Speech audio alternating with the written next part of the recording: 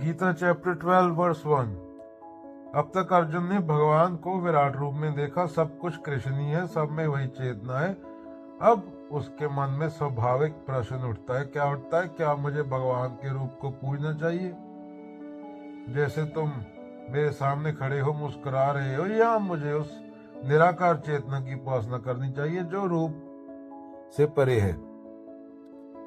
तो कृष्ण से अर्जुन क्या पूछ रहा है कि जो आपका रूप है उसकी पूजा करनी चाहिए या निराकार की पूजा करनी चाहिए?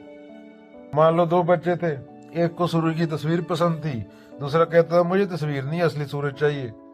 पहला रोज सूरज की तस्वीर को प्रणाम करता, दूसरा खिड़की से आसमान की ओर देखता और आंखें बंद कर लेता। दोनों का प्रेम सच्चा था पर रास्ता अलग। अर्जुन भी यही पूछ रहा है, साकार रूप में भगवान की भक्ति बेहतर है या निराकार, जिसे अहम ब्रह्मास्मि, वो श्रेष्ठ है? तो कृष्ण आगे बताएंगे। तो क्या अगेन चैप्टर 12 वर्स 1, ये प्रश्न केवल अर्जुन का नहीं है, हर साधक के भीतर चलता रहता है। क्या भगवान मूर्ति में है या मन से परे? कृष्ण मुस्कुराते हैं क्योंकि दोनों ही मार्ग एक ही मंजिल तक जाते हैं, पर अधिकांश लोग साकार से शुरू करते हैं क्योंकि मन को किसी आधार की जरूरत होती है।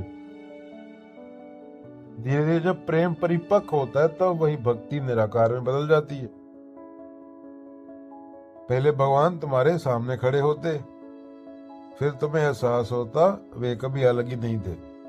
तो अर्जुन पूछता है, रूप में पूजा बेहतर है या निराकार ध्यान? दोनों रास्ते ठीक है, एक प्रेम से शुरू होता है, दूसरा ज्ञान से। सच्चा भक्त वही है जो प्रेम में इतनी गहराई से डूब जाए कि मैं और भगवान का फर्क मिट जाए। Again, don't believe in anything no matter who said it. Mahatma Buddha.